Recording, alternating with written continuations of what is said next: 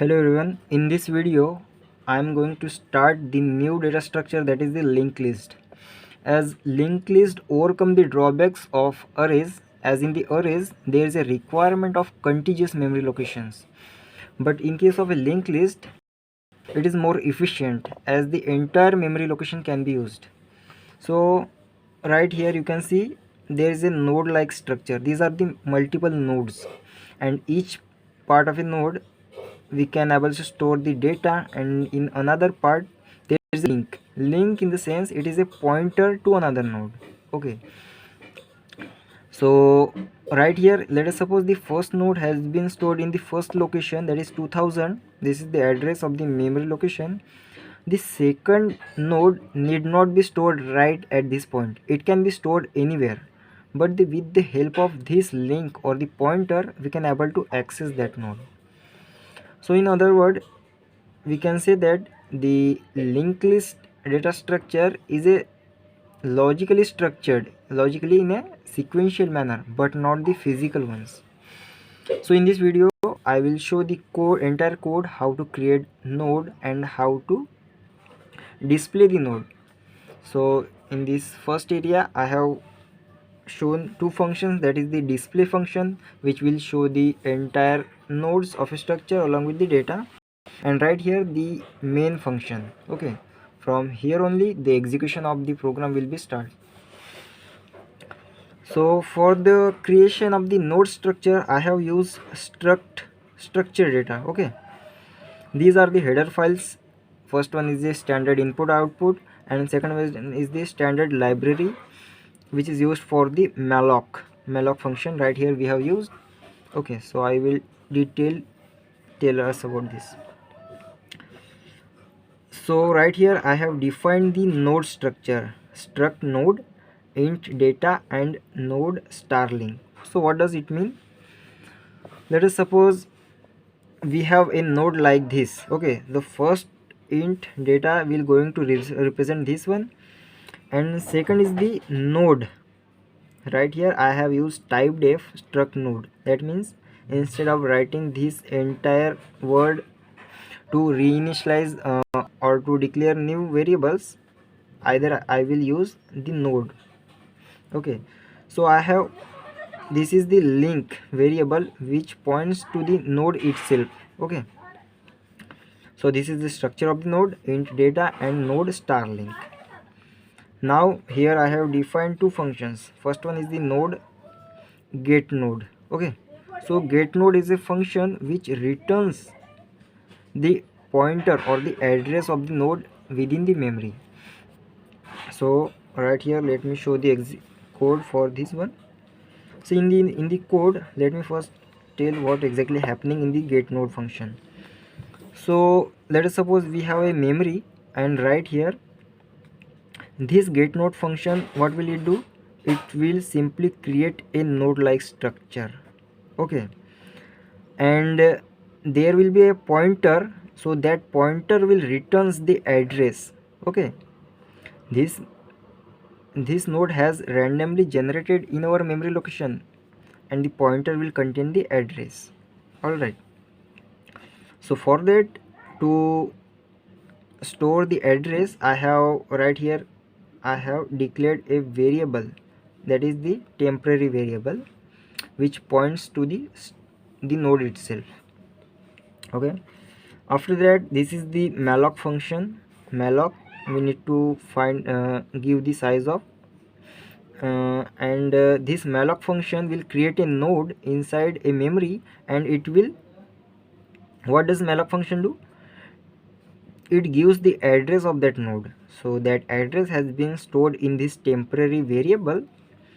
And right now, after we first check that if suppose the temporary variable contains this address, so let us suppose the temporary variable contains null, so we simply print that out of memory, and the function will exit right here only. And suppose this, if code will not execute, then the return function, that means the temporary variable, simply return the address of that node which is stored in the temporary variable.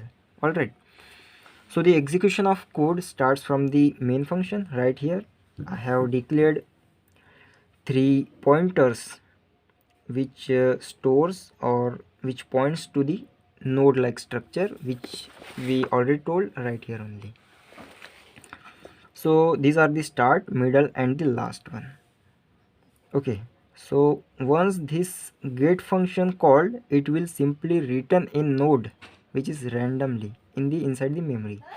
So right here you can see that start will pointing to the get node function, get node, that means one node has been created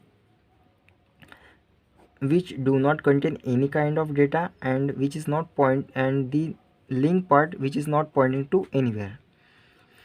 Similarly I have created these 3 nodes, and right here you can see that at the start data part I have assigned 25, and the start link which is pointing right here middle one. That means what I have done, I have created a node which contains 2 parts, and I have assigned 25 as a data, and the link part is pointing towards the middle one. Okay, this is the first node, this is the second node, and this is the third node. So similarly I have created second and third one. Second contains 50 and third one contains 100. As you might notice that in the at the last node in the link part I have assigned null. It means that it is not pointing to anywhere. That means this node is pointing right here and this node is pointing to this node. This is the manual code, this is not the actual code, but for the simplicity I have just written this code. In the another videos I will show the create link function which will automatically create the links. Okay, up to this code this is happened, that means this, but and after that, but after we need to display the function also. Okay, so display function I have called and I have passed the address of the first node. Okay, start is a pointer which is pointing to the first node. All right, so right here up to we have seen. Now we need to see the display function, what does it actually doing.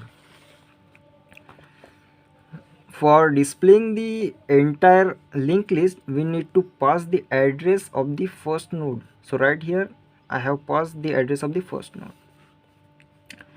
In that I have declare a p is a pointer. Okay, and one more thing we need to do is that this p pointer will contain the address of the start. Okay, so the address is now also the p pointer also pointing to that node only. So first we check whether the start node contain the actual address or not. So right here you can see the start node, if contains null we simply print that the list is empty and we will return out of the function. And if suppose the p pointer contain some kind of address, that is the address of the node only, so we will print.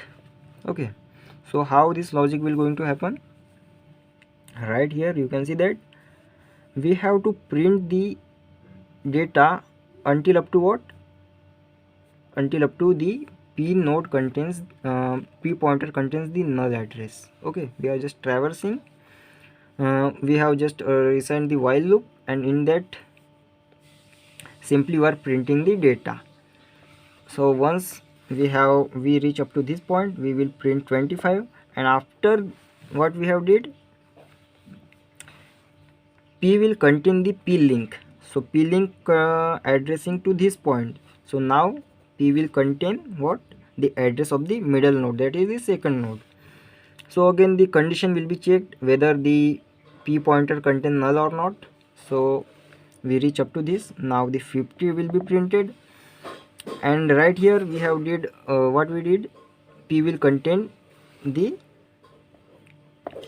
address of this node. So right here we will print 100. Again we will check the condition, right here you can see that p will contain the null, so as p will continue null, we will exit the loop. So this is how the logic of creating nodes and printing the linked list.